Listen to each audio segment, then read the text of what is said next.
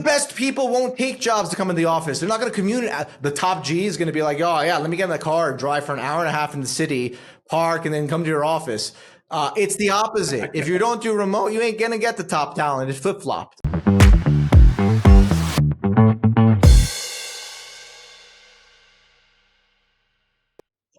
Welcome to Outsource to Profits. I have Amir here who he's going to introduce himself quickly, but I'm going to tell a story about a big bet that we're making. Amir's way deeper in that bigger bet, but you might want to consider Latin America to scale your sales force. Now, with that, Amir, why don't you introduce yourself? My name's Amir Ryder. I would define myself as a very energetic and driven RevOps leader who's just extremely passionate about all things RevOps, including agencies, lead gen agencies like yourself, right? Consultants, trainers, technologies, and of course, remote candidates. And, I'm a big believer that Latin America is the new American dream. But that's a whole different conversation, because I think this time I'll talk about Latin America and for business and profit. But I also think personally that it's an amazing place. I moved down to Medellin, Colombia. I want to hear both. I moved down to Colombia 8 years ago. And I went back to South Beach during COVID for 2 years. And I was like, okay, great. Everything is 75% more expensive. And I'm going to go back to Colombia and enjoy my life there. And yeah, now I'm here. I'm here now and I'm happy. And hopefully can influence some other people to come here too. Fantastic. So let me tell my story to tee up the situation and then the opportunity as Amir dives into it. A couple of years ago, so I've been obviously playing with this idea of offshoring, not only just in my head for my own companies. I've been doing it for about 5 years at that point, specifically Philippines, India, and Bangladesh. But then I started having sales kickoff events as COVID unwinded and I started going back to live events. Every time I was doing European engagements, I was enabling a team that ultimately I was flown a couple times into Cape Town, South Africa, and I was meeting a sales force in Cape Town. And so as I'd go to dinner with the chief revenue officer, I'd ask at dinner, I got to ask, I met all these Europeans, you've got a team in APAC. Why this team down here in Cape Town, South Africa? And I said, well, here's kind of the history lesson. You've got the same time zone as Europe. You have a labor arbitrage that is 1/4 to 1/5 that of Europe because the rand collapsed, their version of the dollar. But you have people that are university educated with almost British English accents. A lot of tech companies are there, great education and enablement of a sales team. But the work-life balance, $1,000 a month or $2,000 a month is actually palatable in Cape Town. And I wrote a couple articles on it about a year ago. Well, long and the short is I started noticing this other trend. We have a customer. I'll give you an example, whether I was in Microsoft, I went down to Bogota, I was in San Jose, Costa Rica, and then I noticed Apollo is doing this. All these software companies either opened offices or growing their sales team in Colombia or something. And what's important as Amir, I want you to tell the story at flying the plane at 30,000 feet, the strategic opportunity. I have been wanting to go to Cape Town for quite some time, and I'm going to go. And I have in the past hired very talented writers for like $8, $10 an hour. And I think what people forget is that if you are in the UK and you earn $30 an hour, but your lunch costs $30 an hour, you're basically in the same position as someone making $8 an hour and their lunch is $7 an hour. In fact, that guy who makes $7 an hour probably saves 10%, right? So I think a lot of times people need to understand that there's two ways to put money in your bank. It is to make it and save it. They both have the net effect, right? If you make 1,000 or save 1,000, you're going to be a net 1,000. If you do both, you got 2,000, right? So I think the big thing is that it's not about, and when you say labor arbitrage, what I really think of is more currency arbitrage than anything, right? It's really more of the fact that when you take US dollar and you convert it at the rate of whatever the rate is in the place that you're at, right? Like in Colombia, the peso is 4,000 pesos for every $1, right? So by doing that conversion, you're then making your money into pesos. And when it's into pesos, it goes much further away because the average salary in Colombia for a Colombian in pesos is probably 1.8 to 2 million pesos, which is probably like $500 a month, right? And that makes sense because some apartments are $100 a month. Like my health insurance in Miami or Blue Cross Blue Shield was $840 a month, and I'm a healthy 41-year-old. Here it's $140, right?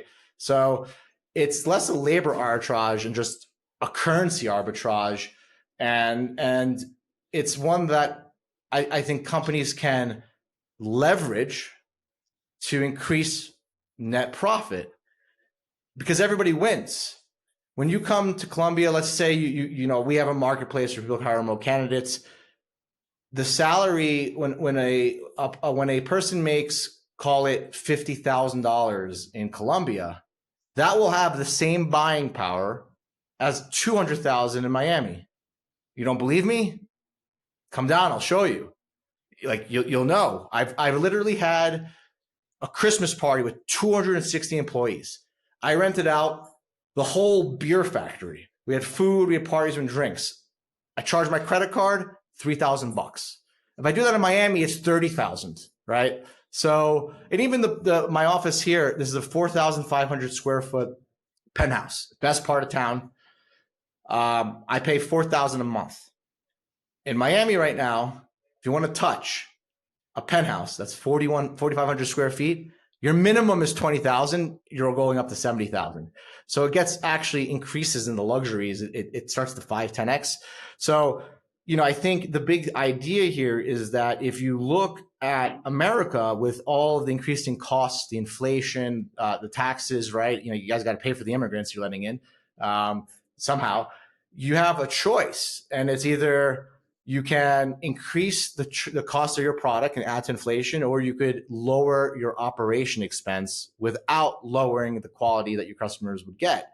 And if you have a Louis Vuitton store in, call it Miami, you need someone in a store in Miami because the store is physical. But in a world where we are remote and no one's coming to the office, then you might ask yourself, why would I want to hire someone in Miami where his cost of living is going to be 10x somebody in Colombia?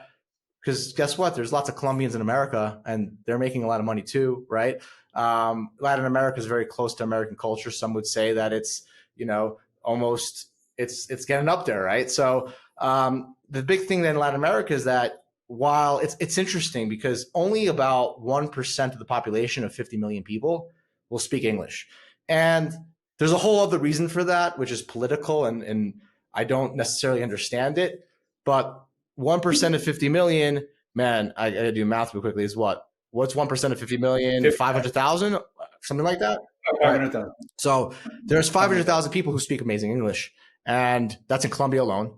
And we are finding them and getting them out of call centers because for the last 30 years, they've been working in call centers, and there's nothing wrong with call centers. But a call center is a company that's hired by a company to then hire people and manage people, right? So what we found with, especially with our marketplace, which operates like Uber, right, or Airbnb or Upwork, is that by connecting a buyer in the States with a full-time independent contractor in Latin America, that company can pay them with a credit card, have no liability.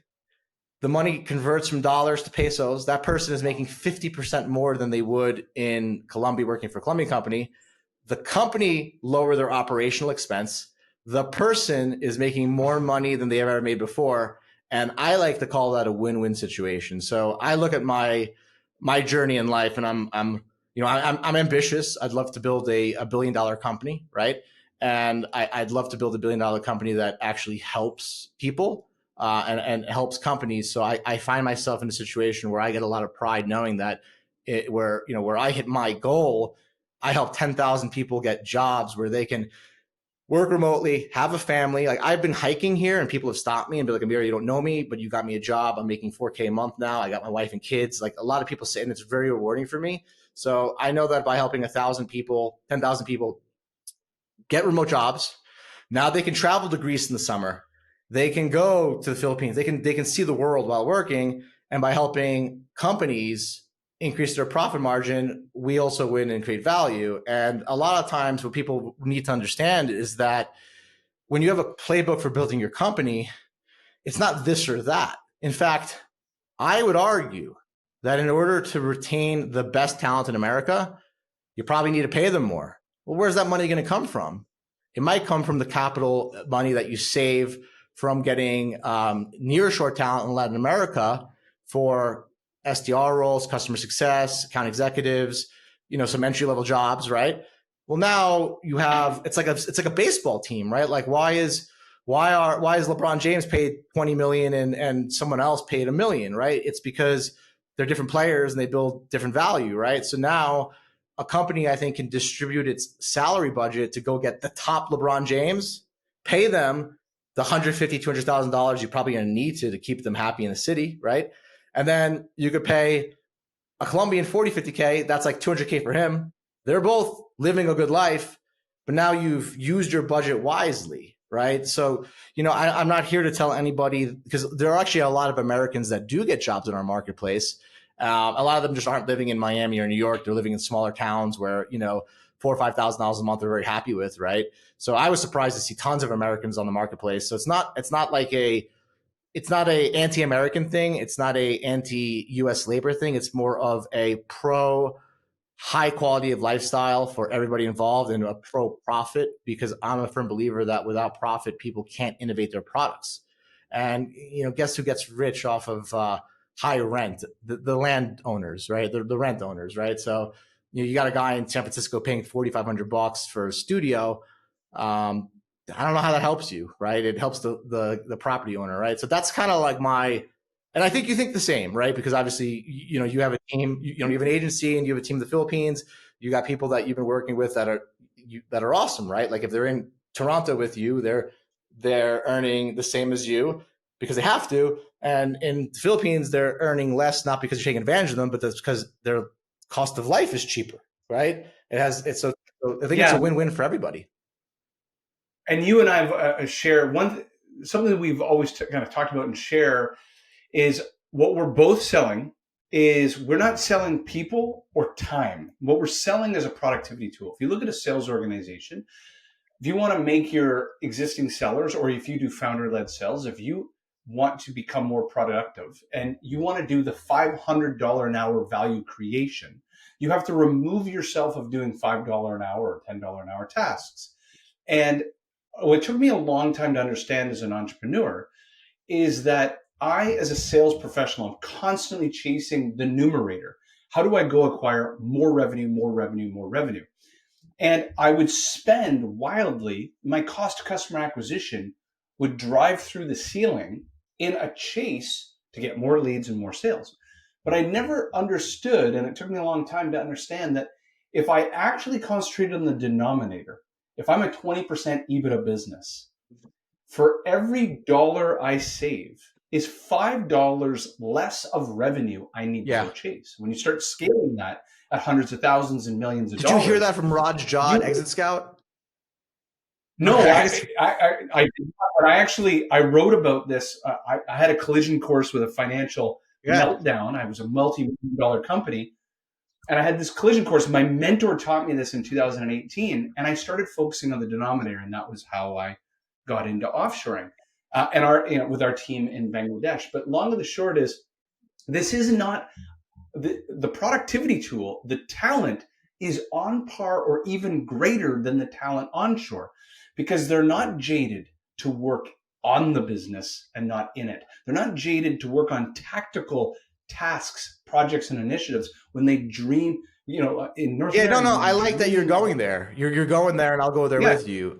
It's an entitled workforce. They're not even happy. They're pissed off at you. Yeah, they want to do the strategic stuff, but you've got to do the basic tactile stuff to get things done. So pull on that thread, as we only have a few minutes. I would add to, you pay someone $85K in America, they're broke, unhappy, and hate you. And this concept that people are going to retire with you is a joke. If you look at the stats, everyone's job humping. I've seen executives, literally CMOs, last 7 months. So it's like, okay, I have, just FYI, anyone listening, the legacy business of CloudTask is similar to Jamie's, right? Where it was a service company. I have a company that is still working with us. They're a publicly traded expense management software. They have 15 people. They've been there for 5 years. So you know how many times people I've heard say, I don't outsource and I don't work here because I hire internal people because I want to train them up. And I laugh because they're all gone in a year. And everyone's afraid to look at the data. It's looking at their face, because if they accept the data, then they accept that they're wrong. And the egos are so high that they can't accept they're wrong. 5 years, still working there, been there for a long time, right? And if you look at the average LTV of a VP sales, it's like 1.18 months, not even that. SDRs, 8 months. It's actually 16 to 17 months. months. So like, it's like if this, then that, right? If I hire internally in the States because I get loyalty for 10 years, then I do that. But if you don't and you keep doing that, then you are just fucking up. Excuse my language. You know what I mean? You're trying to defend people that don't like you. Well, I call it financial optionality, in the sense that as the founder, there are 5 different ways you deploy capital, and you are literally working with an arm tied behind your back, because you are not creating the EBITDA necessary to redeploy that capital in a way that grows your business in the most efficient way. A business is a living organism, and if it could talk, it would say, help me build the most efficient way possible. Yet our legacy biases and confirmation biases will tell us, well, I did this for years, I have to have somebody in Toronto, Canada, sitting beside me all day long. Do you know who's not saying that? The $1 billion companies. That's the most messed up part. You go to LinkedIn, search remote jobs, search Columbia. You're going to see Google, Amazon, HubSpot, Salesforce. They're all hiring. Their net profits are 1.9 billion. Yours is 200K. They're like, hey, we want to make more than 1.9 billion. We want to make 2.5, and we're going to hire in Latin America. You're like, I hire in America, and you're making 200K. So like, just look with your eyes, because it's not even a secret anymore. The most profitable companies in the world are HubSpot has an office in Bogota, right? Like, they're not even hiding it. It's public. They're literally in your face, hiring all across the world. They're reporting their financials. They're netting billions, and you're struggling with your interest rates, but you still want to hire people that will quit on you, leave you in a second. And like I said before, they leave you and quit on you in a second because you can't pay them more than the market, because you're using all your budget. So I'll repeat back. By doing the mixed workforce, you can get the LeBron James. You can pay him more, because now you save 50K here and you can pay him 40K more. Well, you save 10K. He's not going to quit or look for a better job. But if he's at 85 to 150K and he's the best, he's going to go. I worked at NetSuite. I made $180,000. I didn't do anything. I worked like 2 days a week. I got fired. I sold $600,000 worth in 2 days a week. I was third place. I got fired. Guess who called me the next day? Oracle, with a $300,000 job. Oh my God. You're like, I'll take that. What's the punishment? You get really good. You're going to go work with a huge company, get some stock options, and work 2 days a week. So small businesses, I think, can benefit the most from working with agencies like yourself. The target market that we're focused in on, micro SMB, SMB, lower mid-market. Offshoring, as to your point, has been around, since I was born. Airlines, banks, all financial institutions, they've all been doing this for years. But the average SMB has been legacy bias said, oh, I need you tied to my hip in my office. And that is just no more needed. The best people won't take jobs to come in the office. They're not going to commute. The top G is going to be like, oh, yeah, let me get in the car and drive for an hour and a half in the city, park, and then come to your office. It's the opposite. If you don't do remote, you ain't going to get the top talent. It's flip-flopped. I was working remotely in South Beach for that company called NetSuite when I worked 2 days a week, proudly.